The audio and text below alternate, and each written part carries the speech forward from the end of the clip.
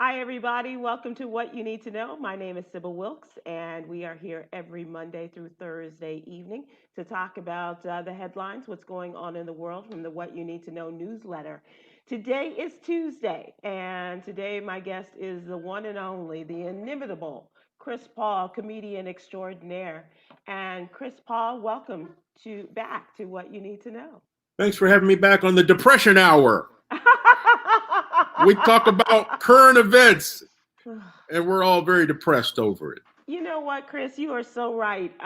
It's really tough these days to be a part of the news biz and to come up with these stories and to curate the stories and put them in the newsletters we do every day. For those of you who are not aware, we have a newsletter, What You Need to Know newsletter, and you can subscribe to it. Please go to sybilwilkes.com and give us your name and your email address. And we'll have that in your email box every morning, Monday through Friday. And so we're here on Monday through Thursday to talk about. And what's great about, excuse me, Sybil, what's great about Sybil's newsletter is it's giving you the straight facts. She's not spinning it a certain way. She's telling you exactly what it is. I mean, you turn on any of the major news networks, everybody's got a spin. Sybil's just giving you straight facts, the facts you need so you're informed for the day. You know, it's like taking a vitamin. You know, it's good for you. It gives you everything you need for the day. And I thank you for that. We're gonna record that and use that for our advertising. Please do. Chris, I was talking to folks on the Willie Moore Jr. show. I visit them Monday and Wednesday afternoons, and once I went through the stories on Monday, and poor Crystal Lee, she's like, "Oh God, this is just so sad." And I ask people, don't shoot the messenger, but we are trying to get the news out there, and there's very little out there that is happy, that is Right. good, and just kind of gives you a lift to your spirit. So, And it must be wearing down poor Willie Moore Jr. He's like, flat out, flat out, flat out, flat out. You are so right. You are absolutely right. And he's such a light. Crystal's such a light. Ahmed, the producer, they're all great. And I feel bad Mm-hmm. because you do come across with this, but we do ask people from time to time if you have any happy news, if you have any happy stories that you'd like for us to put in the newsletter, you'd like for us to cover, then please by all means send it to us. And you can start here if you have anything you want to share in the comments section, please, by all Right. means. But the current state of America has got to, I mean, Oh imagine how heavy it man. is. It's heavy on the country, but imagine how heavy it is on Black people. Not only do we have Yeah. to deal with every single crooked act of this president and this administration, Yeah. not only do we have to deal with the deaths from coronavirus and quarantine and being safe, we also have to deal with being hunted as a people by the Absolutely. police and by these secret military people they're putting out here. That we have to deal with all that. I mean, really, I understand that there's got to be a serious mental health problem right now with people of color in Oh, there America. is. There Right, really is. right, And then you have wonderful people that are out there and are providing that light in the persons of, you can fill in the name, but most recently we've had Chadwick right, Boseman, and right. then as you so beautifully wrote about today, Coach John Thompson. We lost another great man who was a creator of great men in terms of the work that he did with men both on and off the basketball court. And so, and you know what else, Chris? I was thinking about this morning because I've been up since about 1:30 this morning because I don't sleep well. Right. But I was going through social media and stuff, and after I kind of resigned myself that I wasn't going to go back to sleep before I get going on with Erica Campbell this morning. And so I'm looking at all of these, and I'm not sure if it was how many different accounts there were, but there was story after story after story, video after video after video of people showing how white people respond to the cops and the cops respond to white people. Right, right.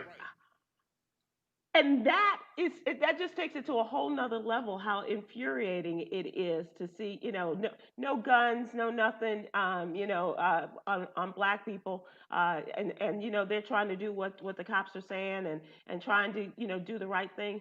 And then the white people, they're pushing up on the Right. cops. They're drunk. They're falling down drunk. They That's can't the even new one. That's drive. the new one. Yeah, You know, every day there's a new one called "White People: How to Get Away with Murder." yeah, yeah. With white people, today is the new one. Is the guy who crashed into parked cars. Yes. He is. I'm telling y'all, if you haven't seen the video, he is stumbling ass Fall out down drunk. drunk. Right. And he keeps falling down, and the police are not even. They're not even giving him a breathalyzer. They're not even interrogating him. They're talking to the people whose cars got hit. And he's just standing around, flopping around, and the pedestrians are saying, "Arrest him! Look at him! Look at him!" They just sit in their car and let him walk away. He walks away, gets to the next corner, and is laying down on the street. Yes. Then he's sitting up on the street. Then he's standing at the corner. Light turns, the walk sign comes on. He just stares at it and doesn't walk. And they're still screaming, "Arrest this man!" This guy, yes. And the I cop sits mean, there. if he's if he Hang on 1 second, Chris. I gotta change. I'm getting the direction to change my.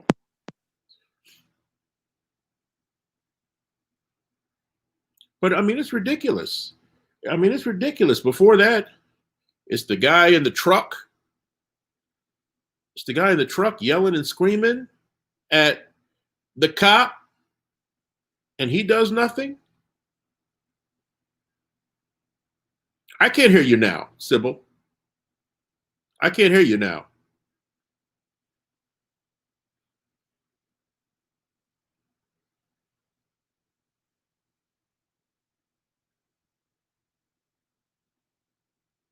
Look at Antifa messing with the sound on this show. Dark figures on the airplane. Dark figures, as President Trump called them. Dark figures in the shadows. How about now? There you go. I can hear that now. Now I can't hear Chris. No, I'm not saying nothing. I'm just talking about the dark figures in the shadows Trump was talking about sabotaging this show. Hello. Can you hear me? You can hear me. Chris can't hear me. Okay. Who was the guest yesterday? I'm sure that I can't hear him. Wasn't Jay on yesterday? I see a mouth moving. I don't hear.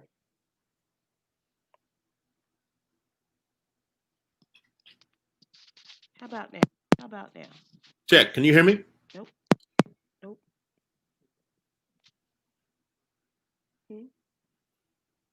Chris, if you can hear me, it's Yogi. I can hear you. I can hear you in the background, Yogi. Take me out. Take her out. Just talk amongst yourself. Take her out. I will.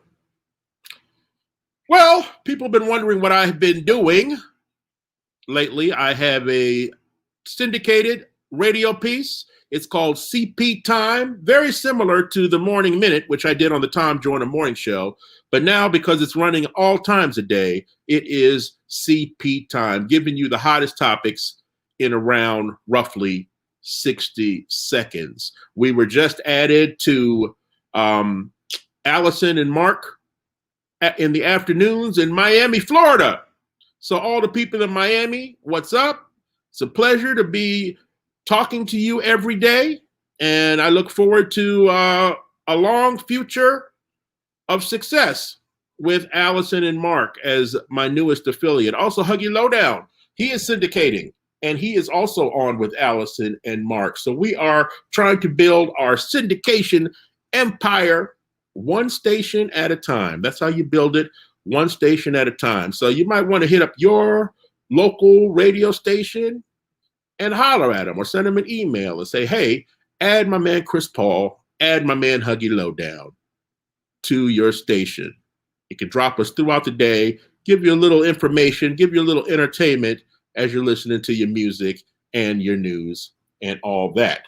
And Sybil was talking about the piece that I wrote for her newsletter today, her What You Need to Know newsletter, I did write it about someone who I idolized, someone who was, I guess he's like kind of a father figure to everybody because that's how he carried himself. He's the kind who was so nice and a giant, but a gentle giant. Coach John Thompson Jr., legendary Hall of Fame coach of the Georgetown Hoyas. I had the pleasure of working for the Georgetown Hoyas basketball program as their arena announcer.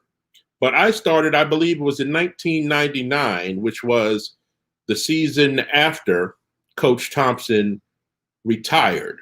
So I never got to work as the PA announcer when he was coaching, but he still came to every single game. He's still, Sybil, how you doing? Can you hear me now? Can you hear me? I can hear you. I can hear you. I can hear you. Okay, cool. All right, cool. No, please continue. Please continue with your story. I'm talking about John Thompson, Coach Thompson, and I. So the year after he retired, I began as the PA announcer for the Georgetown Hoyas here in Washington, D.C. at the MCI Center.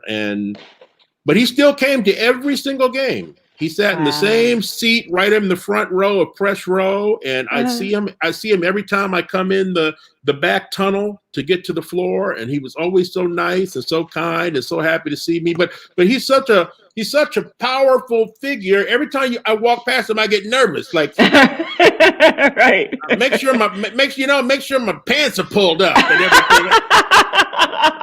You looked him in the eye. That's the kind of guy he was. But the loss of John Thompson, Coach Thompson, is different than the loss of Chadwick Boseman. Chadwick Boseman kind of, I think it kind of ripped my heart out because of all the things he didn't get to do. Yeah. Coach Thompson at 78, his passing was sad to me. Also, I think because of him, the man being gone, and also meaning the end of something. Yeah. The end of, because Georgetown basketball is no longer what it was. Mm-hmm. I still love the Hoyas and I root for the Hoyas every single week, but the Georgetown basketball program is not the same anymore. Yeah. So the end of an era, the end of greatness and the greatness of my childhood. I mean, and you know how desperate we are for sports in DC. Yes. People still walking around talking about Washington football Super Bowls from the 80s. Sounds like Chicago. Right. So, but Chadwick Boseman, I mean, being so young, I watched Black Panther on, what was that? What night was that? Sunday night? Sunday night on ABC. On ABC. I'm watching it. I mean, we're talking about regular, like, fight scenes and like one particular scene when he comes back and Michael B. Jordan is up there and Chadwick shoots down a plane and he steps on top of it and then they start to battle and then what's his face, punk ass from Get Out, right? He leads the men against Chadwick, right? Yeah. And then when the women stood up to fight for him, I'm sitting there crying like I'm watching The Notebook. I'm like, I'm like, what is going on? I was just crying at that beauty, and it's like it was taken away. I mean, I'm still so heartbroken about Chadwick Boseman. I'm still very heartbroken. I don't think you're alone in that, and I think that will go on for a very long time, Chris. I think that's what a lot of people are feeling. I think that you are symbolic of that feeling of people knowing what was still he was still so capable of going to even higher heights, right? And to experience those things, including things related with not only his art, which he was already at such a level, but also just knowing that he was such a talent that he was going to be able to provide other people the opportunities, to have what he had, and in the way that he certainly influenced children, just with this one character, and just knowing that there were more episodes of Black Panther to come, and you wanted him to have the opportunity to have the effect on his own children that he had on other people's children, right? And so that was really and it just. when you lose people at that age, or that young or younger, you just, say, God, what more could he have done? You know Right. what I mean? But it's just, and and and there are lessons to be learned in his death. I know you've yes, seen it, the whole thing about not knowing what somebody is going through, yes, not knowing somebody's personal struggle. It's something we all yeah, know. It's something we yeah, all know, but it's like yeah, we don't apply it to people when they're celebrities. yeah, When right. they're celebrities, first of all, money, people automatically stop giving a shit about you when you're rich. You know? I mean, Right. how many times you heard, man, he's rich. What are you worried? He got no problem. Yeah, he got He nothing. got no Yeah, problem. He's rich. No, no, no, no, no, no. yeah, You don't live in love for your money. You live in right, love for the people around you. You live in right. love your own life and behind closed doors, Yeah, that's and it. is actually dying. Yeah. He didn't die suddenly. No, it was. Boseman didn't die in a car crash. He has been deteriorating and wasting Hmm. away as a human being for a long time, carrying that and That's still right. doing his job. And still doing the damn thing for Right, 4 years, in right, between the last 4 years of all of the great stuff. And I think about Defy Bloods, the Spike Lee movie. It was his last movie that we've seen. There's another one to come. Ma Rainey's Black Bottom is still to come. But Clark Peters talking about, and one of the stars that he was in Defy Bloods with, and saying that he had called him precious. Remember telling someone that he was precious because he had people who were attending him, not knowing what he was going through. right, And as you say, you just, you think that, okay, well, they're just special that way. And right. he was just trying to keep himself in the frame so that he can continue the work and not let these other people down. And he didn't try to hide, and that's why it showed you the ugliness of Yeah. celebrity and social media, because Yeah. I remember they were sure enough attacking Yeah. him Yeah. on Twitter and making all these memes about him Mhm. when he was very thin. Now, Yeah. I did not think Chadwick Boseman was sick or anything. He is such a good actor. Right. I told my wife when we both saw him sitting courtside at a basketball game and he was very Mhm. thin, I just said to myself, he must be preparing for some Yep. major role. Yep. Because he's the kind of actor like Denzel and like De Niro. Mhm. They morph their bodies into what they need it to Right. be. Right. You know, Exactly. I mean, he could play Chadwick. If he had to play Kirk Franklin, he would chop his legs off. That's how good of an That's actor he is. committed. That's how committed. That's how good of an actor he was. So I said, I Right. don't know, maybe he's starring in the Good Times movie, Yeah. JJ. Yeah. He's got to lose 100 pounds. But I really thought that when I saw him in Defy Bloods, Chris, because and I thought maybe if anything, he was committed because he was playing the younger character. And Right. so, that young, thin lankiness that young cats had in Vietnam or whatever that time period was, which I believe it was.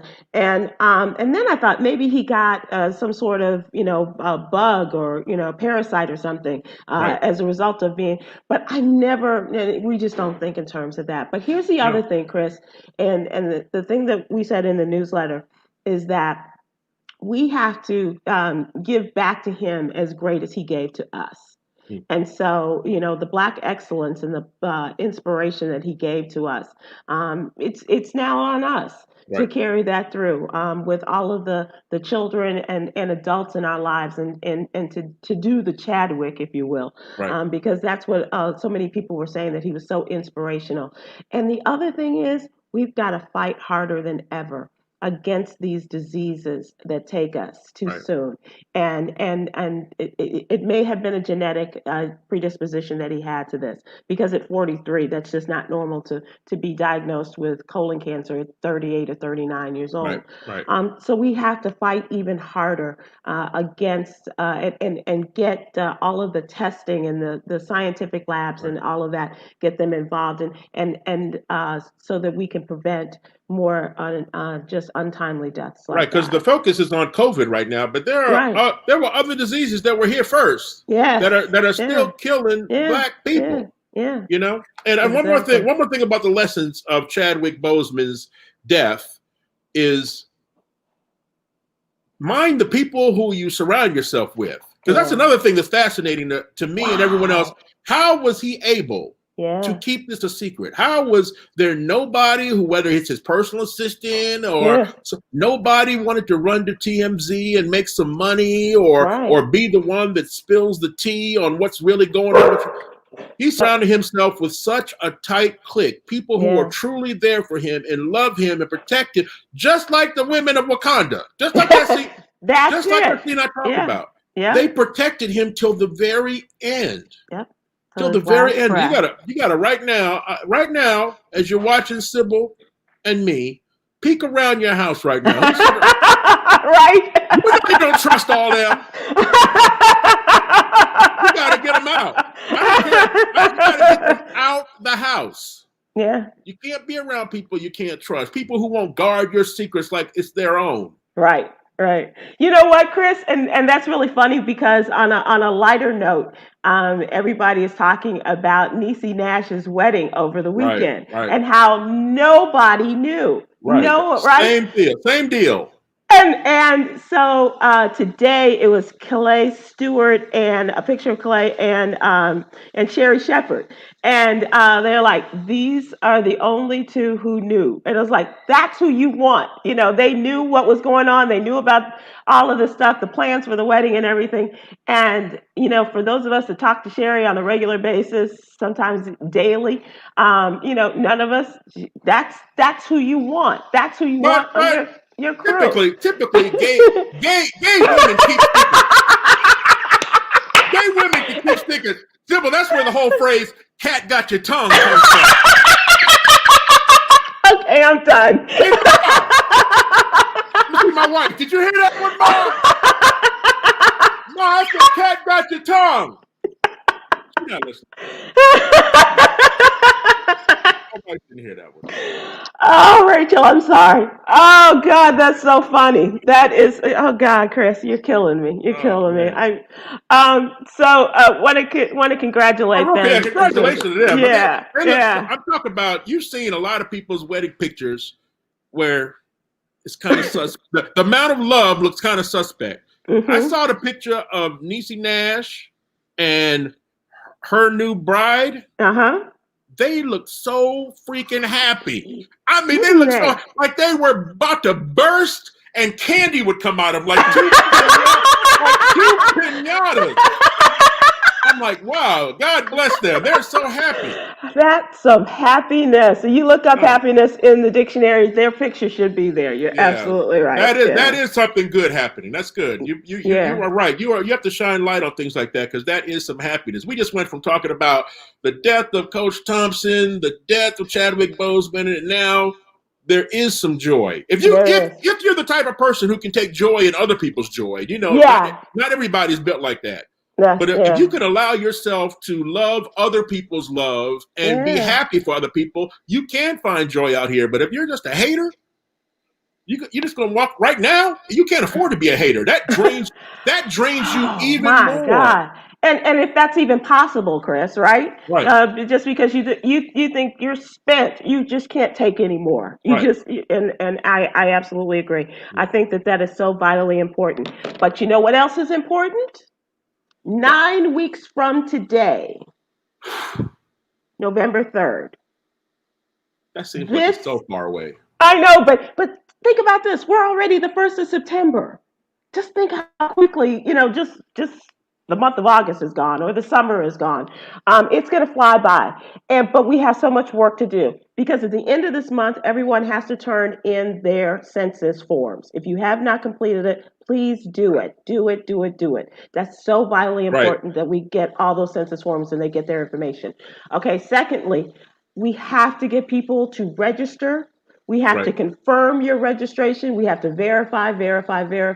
And if you're going to apply for a mail-in ballot, you have to do that and you have to verify that as well, because in the state of Iowa, some 50,000 people have had their applications for mail-in ballots null and voided because the Democrat who sent out these the applications for the mail-in ballots They pre-filled in the information. They called themselves being helpful to people in the age of coronavirus with your name and your birth date, perhaps, and other important information. The Republicans didn't like that so much. And so they took them to court. And last week, they sent out like 150,000 mail-in applications, and 50,000 of them have already been voided. And early voting starts in October in the state of Iowa, and as well as early places in other states around the country. So please, please, please, if you're going, whatever you're doing, if you are, I'm already registered. I've been registered for how many years? Right. Confirm your registration, Right. verify that. If you haven't registered yet and you're going to, confirm that, verify that. If you're going to apply for a mail-in ballot or absentee ballot, verify that. Make sure that everything is straight. Where you're going to vote, and give yourself all the time that you need in order to make this vote count. TNT TNT has been doing something great during the playoffs since they started playing again. I'm sure it's one of the things the players have pushed for, but they're doing something where they keep putting up a little barcode on the screen. Mm-hmm. Hold your phone up to it. It goes right to a site where you can now put in all your information, no matter what state you're in, Mm-hmm. and it will tell you whether or not you are registered to vote. And I saw that just in passing one day. I didn't realize that's what it was. That's very cool. That's nice. So to make sure it worked, I paused the TV, put my phone up against it, put it on the camera, and then all of a sudden a screen dropped down asking me if I wanted to go to it. And I said, yes. I said, sure enough. I said, so, I mean, everybody's trying. You got TNT and the basketball players trying to help. They're opening up some arenas for people to vote. But the whole key is, it's not just a slogan. It's the truth. Make a plan. You can't just show up on election day. Not this time. No. Not this time. You have to have a plan. You have to know, you have it mapped out. Are you registered? Where can you vote? If my whole thing is, though, I asked for a mail-in ballot, and damn it, Trump has worked on my psyche. He has worked on my psyche. I do not have total confidence. There's so much shadiness going on. Right. I am not certain that if I mail my ballot back in, it won't just be thrown into a shredder. Yeah. You're not alone. You're not alone. And so if people have that thought, then let's do what we can to get people to the polls. Let's take people to the polls if we can. Let's make sure that we do early voting if we can. And people are asking, how do you confirm and verify? You do that. You can go to vote.org, vote.org, and you can find your state. You can find out if you're still properly registered. You can find out oftentimes what your polling place is as you get closer to the date, and what the dates are, the registration deadlines, as well as the early voting dates and what have you. So, and we're going to continue to do that. I gotta say this. Joe Biden is putting a strain on my marriage, Sybil. What? I went on Joe Biden's website and I made a donation a week ago. Then last night at 3 a.m, I get a text message pop up on my screen. It says, "Hi, it's me, Kamala." I said, 3 o'clock. You know what that is? Asking for money? What are you wearing, Kamala? Give me on my burner phone. Hi, it's me, Kamala. What the hell? I just gave y'all $5. That's not enough. I have to wait till I get my allowance next week from my wife before I can send more money to you. Be cool. That's very funny. That's very funny. It is. We're even with all the money that they made, Chris, in that first 36 hours after she was announced as his running mate, they're still telling us they need more money, and so racism has deep pockets. Man, racism has deep pockets, and you see how they spend their money. Trump's people spend their money just altering videos. And stuff like, make it just lies and dishonesty. How much? That can't even cost that much. Right? But that's the campaign we're battling against. Yeah. Misinformation and lies. You have to have a lot of money to battle lies. because lies travel fast and far. And they go much faster than the truth in coming back. Right. Absolutely. Right. So as I said, 9 weeks from today is the last day that you can vote, and we are encouraging people to do it as early as possible, and as we do in Chicago often as well. So Chris, we talked about Coach John and his situation. What do you think? What do you think of the video that's been going around of Allen Iverson and his Hall of Fame speech and thanking Coach Thompson? I thought that was just so incredible, where he's seen talking about how he was being recruited by schools all over the country, right? And for football and basketball, and he got into some trouble, and so all the offers dried up, and his mom went to Coach Thompson and begged him to put her son on his team, and he did. And he my said first thought was Forrest Gump's mama getting him into that school.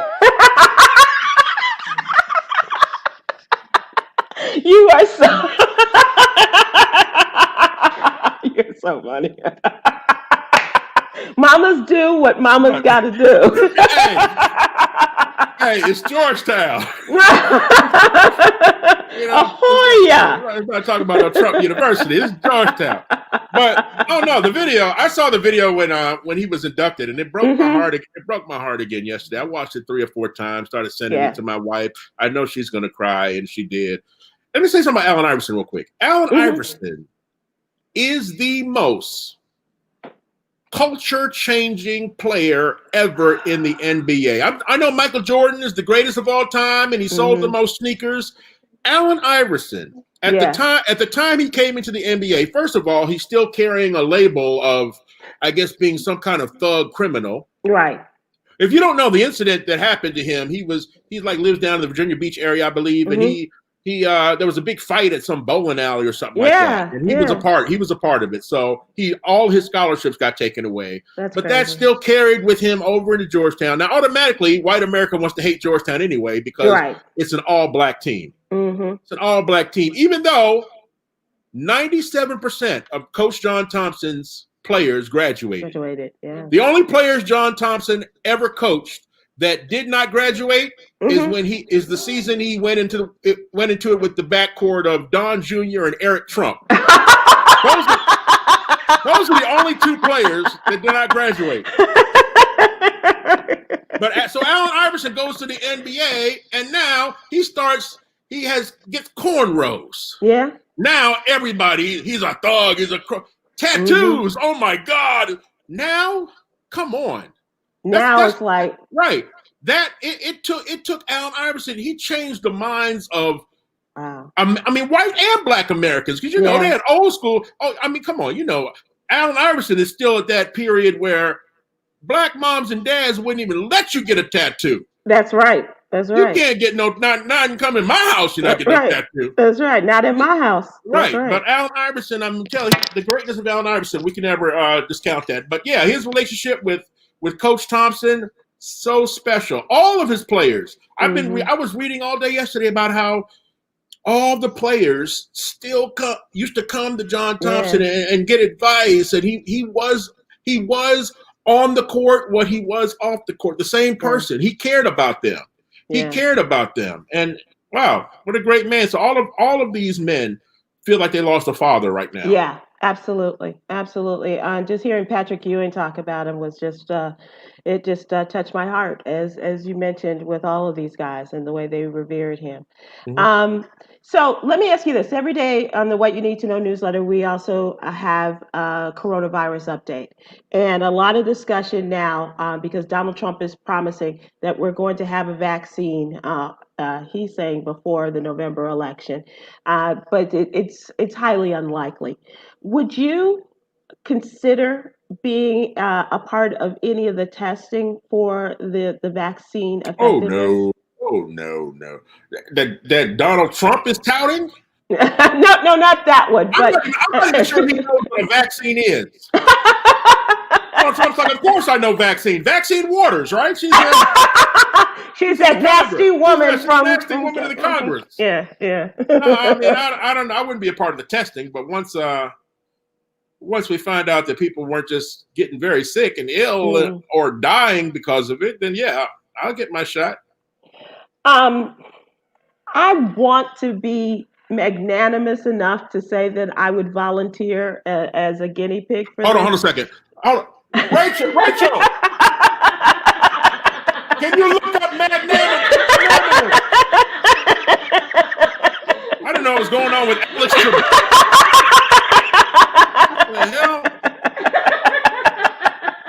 You know, Chris, that could be a 125-point word on some Words with Friends board.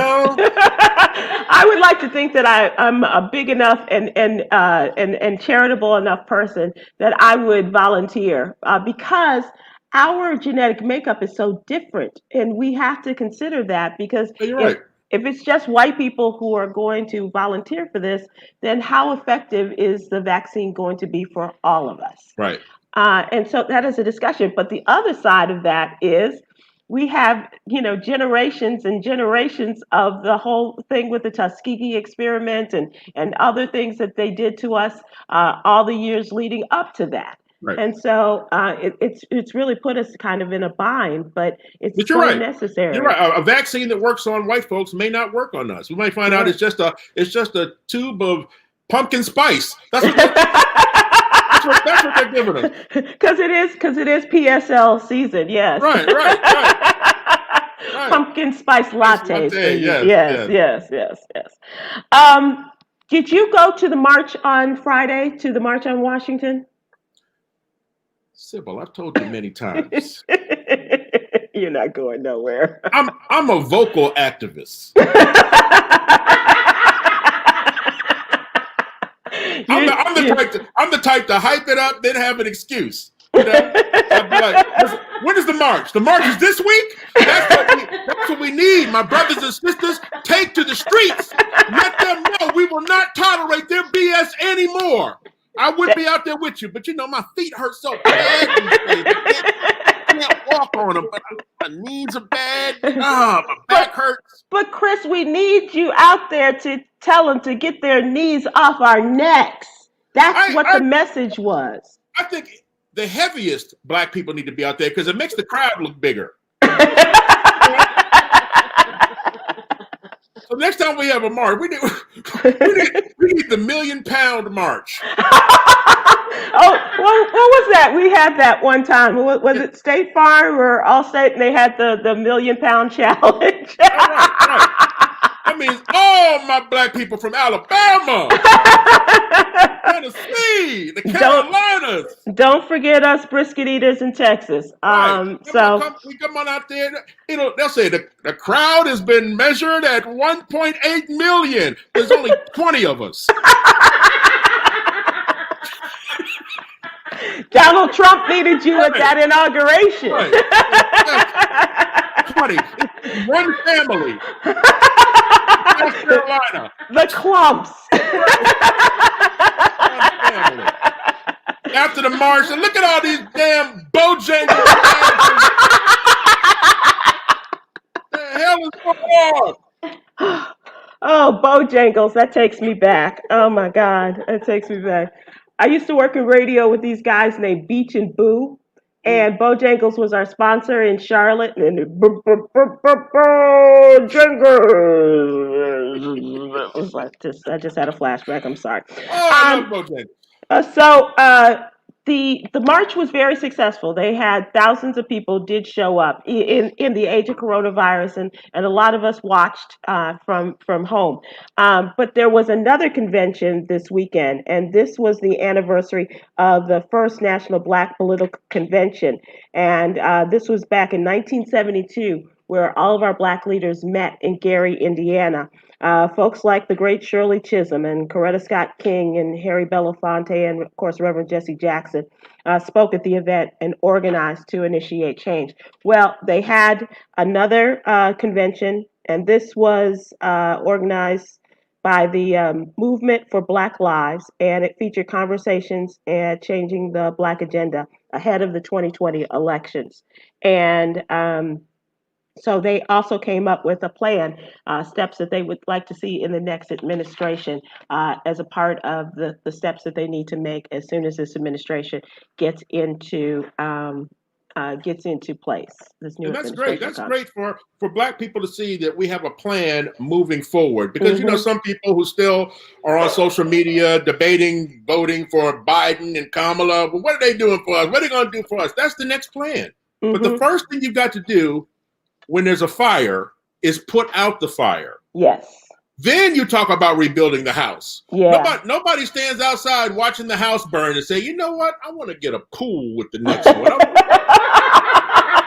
I need a new she shed. Maybe a skylight. Yeah, we need a new she shed. No, the first order of business is put out the fire. Yeah. Then we will put together a blueprint to rebuild a structure and a home that's inclusive for all of us. That's true. But let's put out this fire first. That's true. And these demands are good for the first 100 days, but they are also the Black Power voice and the 4 million ballots of Black registered voters and more. Black folks getting out there to vote. And that's the first thing that they're pushing, as we've been talking about, Right. is registering people to vote. Hold on. Kamala's texting me again. Hold on. Oh, okay. Again. Hell, she needs $15 for an Uber. What the hell is she? What a donation is that? Uber money? Are you sure it's not Camilla that you donated money to? Kamala's spelled with a C, right?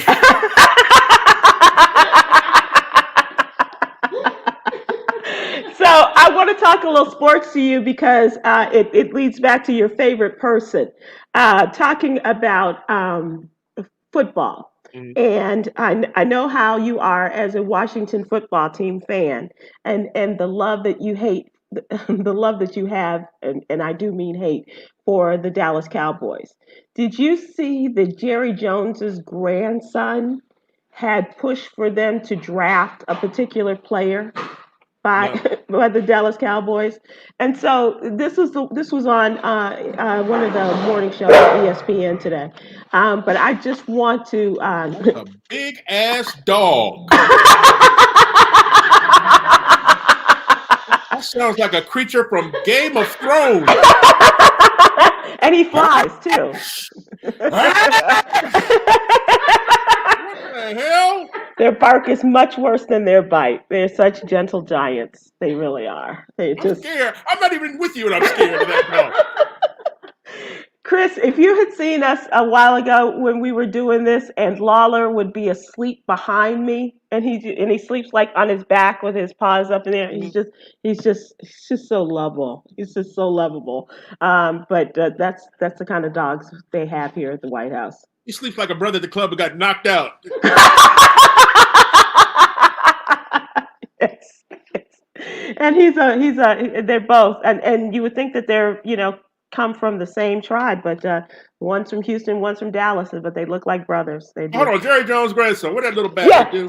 So he asked, he pushed for his dad and his grandfather to draft this one particular player, and I was just thinking, what is that conversation like?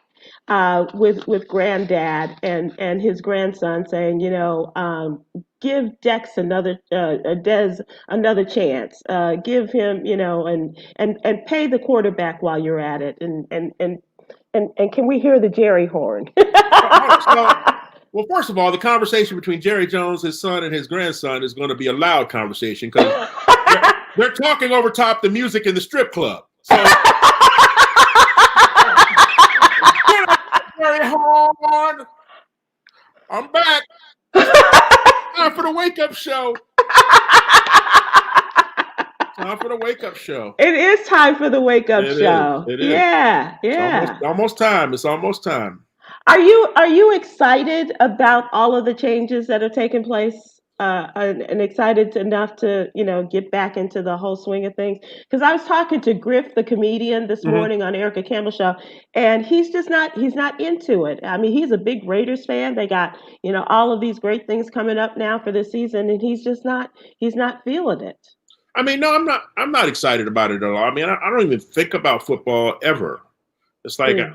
I'm just not in the mood for it. I'm not anti-football. I mean, if they have the opportunity to play safely, like baseball is trying to Right. do, Yeah. and basketball is succeeding in doing, well, more power to them. But no, there's no level of excitement with me and football right now. There's nothing. I don't think you're alone. I think that there are some guys, but a lot of people are saying what they're really interested in is who's going to take a knee during the national anthem and how the owners and as well as all of the others in the White House are going to just respond to that.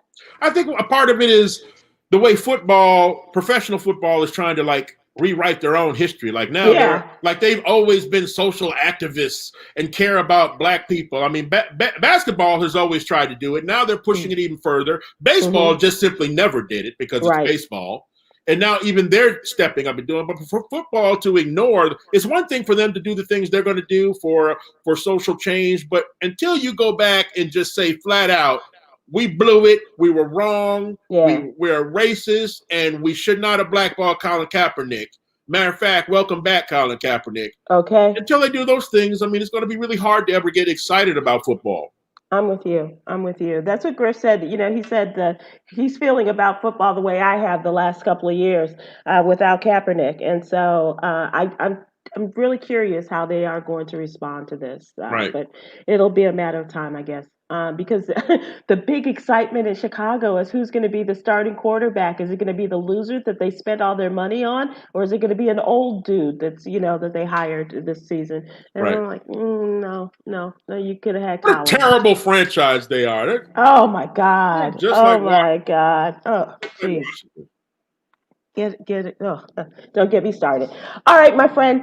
Did I see that you and Huggy are going to be doing something with the city of Washington, D.C.? Yep, it's called 202 Creates, and it kicks off, I believe, tomorrow. You can go to Okay. 202creates.com. Huggy and I are kicking off the whole thing. It's a whole big virtual performance after performance after performance, showcasing DC talent from all over the city. Usually something they do in person, something live, but obviously you got to call an audible for Right. for these times. So tune in, go to 202creates.com tomorrow, and you can see me and Huggy Loda. I guess it doesn't matter what time you go on there. It's just recorded on there. And Gotcha. Huggy and I are just basically for 20 minutes straight talking about what we love about DC. Oh, that's great. Well, you know what I love about DC? After you and Huggy Lowdown, I love your mayor. I Yes, love the mayor of Washington, D.C., Muriel Bowser. I think right, she is extraordinary and right. just really, really love the things that she has done with and for that city. So Mm-hmm. have fun with that, folks. And give us the website again. 202creates.com. Okay. All right. Chris, I can't thank you enough for writing so beautifully, for coming on and just being the best here with me. And I enjoy it each and every time we get you on here. So I appreciate it. Always And fun, Sybil. and can I just give a shout out to your beautiful wife? She is such a delight. And I was reading her Facebook post this morning, and just love comes from her. She's so extraordinary. She Yes, really is. You're much a love to very my wife Kamala. and I'm good sorry, Rachel. I'm sorry, Rachel. and good luck in the White House because you're gonna be in the doghouse after this. I love you, Snip. I love you, baby. I love you back, my friend. Thanks so much, and we'll talk to you soon. All right. I Bye-bye. appreciate you. Bye bye, Bye-bye. everybody. Thanks so much. We will see you guys tomorrow. Tomorrow is Wednesday. Stephen Hill and Myra J will be here with me, and we will talk then tomorrow. I don't know what is going on back here. We're having a storm, so I'm glad we made it through this with no weather-related issues. So, guys, please vote.org. That's the first thing. Go and make sure that you're registered. Second thing is fill out your census forms. Please, please, please get those done by the end of the month. But do it now if you have not done it. Please get it done. And lastly, subscribe to Sybil's What You Need to Know newsletter. Please go to SybilWilkes.com. What You Need to Know newsletter every Monday through Friday. It'll be in your email box, and we will have that for you and get you the news and hopefully with some good news that you all give us as well. Have a good one. I will see you tomorrow. Have a good night. Be careful. Wash your hands.